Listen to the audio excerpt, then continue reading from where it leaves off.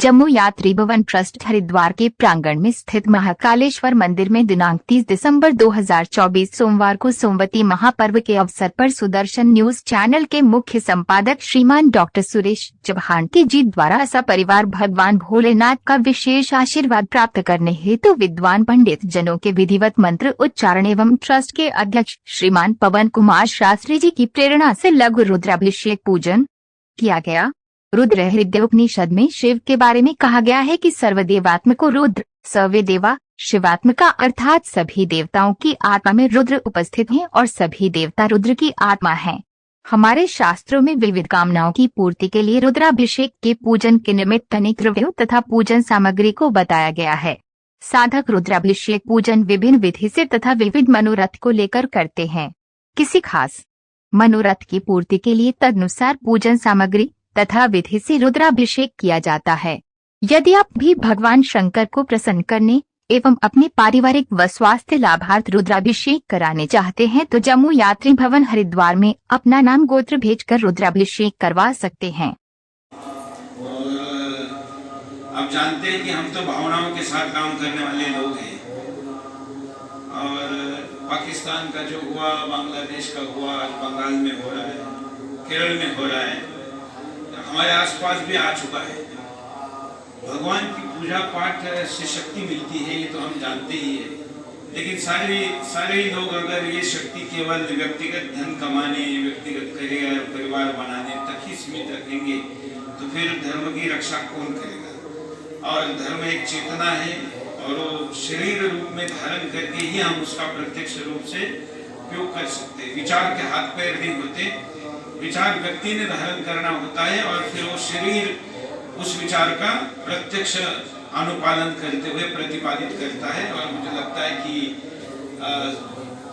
मैं तो छत्रपति शिवाजी महाराज जी के जीवन को फॉलो करता हूँ। साम दाम दंड भेद, तो ये सब कुछ करते हुए कभी कभी कुछ धर्म की गलती भी हो सकती है, तो उसका भी क्षालन होना चाहिए, तो उसलिए भी पुण्य चाहिए। और शत्रु हमसे बहुत शक्तिशाली है बहुत मामले में, लेकिन धर्म के मामले में वो हमसे ज्यादा शक्तिशाली नहीं है, क्योंकि वो अधर्म की उपासना करके धर्म के विरुद्ध लड़ रहा है। तो हमारा धर्म का पक्ष मजबूत रहेगा तो हमारे लड़ाई में विजय निश्चित है। और इसलिए पूर्व में भी बड़े बड़े राजा महाराजा, बड़े बड़े विक्रम करने वाले योद्धा ऐसे पूजा पाठ करके ही लड़ाइयों में जाते थे। शिवाजी महाराज जी के भी दक्षिण दिग्विजय, उत्तर दिग्विजय, जो बड़े बड़े दिग्विजय हुए, उसके पहले भी उन्होंने ऐसे शतचंडी वगैरह वगैरह पूजा पाठ करके ही इन कार्यक्रमों को किया है। तो हम शास्त्री जी जो कहते हैं वो करते हैं। हमको बहुत ज्यादा इसके तकनीकी चीजें धर्म की पता नहीं है, लेकिन कहते हैं ना कि परंपराओं का पालन करो, अगर ज्ञान भी ना हो तो भी उसका उपयोग होगा। और बड़े बुजुर्ग और ज्ञानी बताए तो उसका पालन करो तो भी उसको उपयोग होगा। तो शास्त्री जी ज्ञानी है, इन्होंने जो जो कहा हमने किया और दिखावे के लिए नहीं किया, मन से किया। जैसे 20 साल से ज्यादा समय से ज्योति चल रही है और बाकी सारी चीजें हो रही है, यह हमारे आगे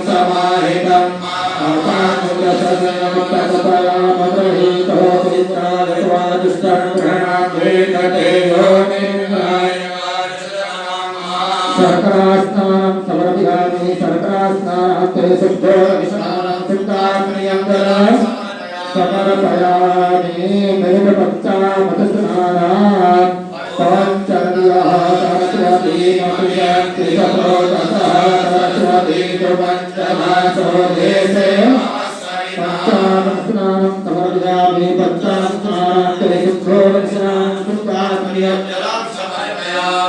समर्पयामि ओंदोदकस्नानं त्वां गन्धर्वाकरस्वामिन्द्रस्वामहस्पते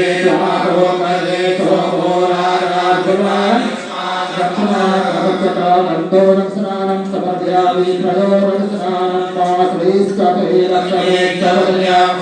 पात्रे पात्रे नक्षत्राणि रूपमसिनो व्याप्तं वा शरण्यकाणं वैकाणं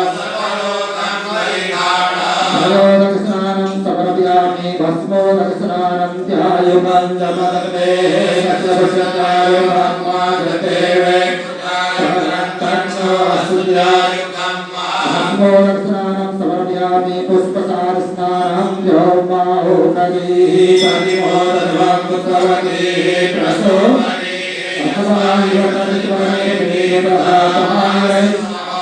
शुद्धोदकस्नानं मा शुद्धवानः सर्वशुद्धवानो मणिवालस्तात्रिणः श्वेतः श्वेताक्रो रुणस्ते तदाय पशुपतये कर्णाजामावलिप्ता रौद्रानभोरूपाः पारण्याः शुद्धोदकस्नानं शुद्धाग्नियं जलं समर्पयामि भगवों श्री महाकालीश्वर महादेवाय महालक्ष्मी तत्वान्